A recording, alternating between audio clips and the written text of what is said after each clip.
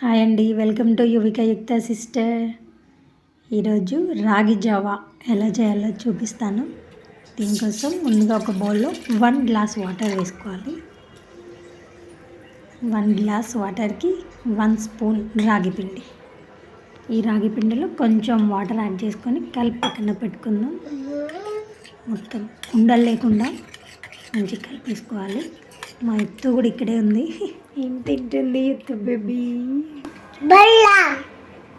బెల్లం తింటున్నావా? బాగుందా బెల్లం?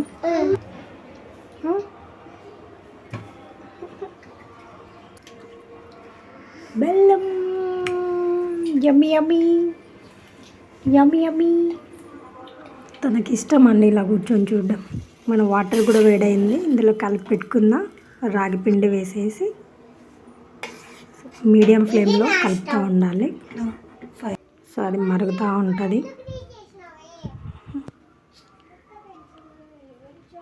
ఈరోజు నేను బెల్లంతో చూపిస్తున్నాను. ఇది దీంట్లో మిల్క్ ఏం యాడ్ చేయట్లేదు.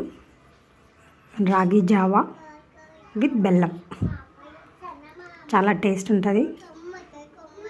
కిడ్స్కి అయితే చాలా బాగా నచ్చేస్తుంది బెల్లంతో చేస్తే. అందుకే ఇది ఇలా మరుగుతూ ఉండాలి.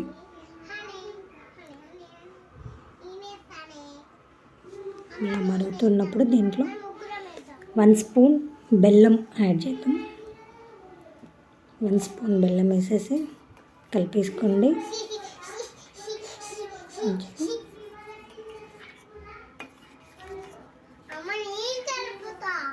మీడియం ఫ్లేమ్లో సరిపోతుంది. బెల్లం వేసాం కదా, మంచి స్మెల్ అయితే వస్తుంది. బెల్లం స్మెల్ ఇంకాస్త థిక్ అయింది. చూడండి, కన్సిస్టెన్సీ ఇలా ఉంటే సరిపోతుంది. మిల్క్ ఏం యాడ్ చేయట్లే కాబట్టి ఇలా డైరెక్ట్గా తాగేయచ్చు.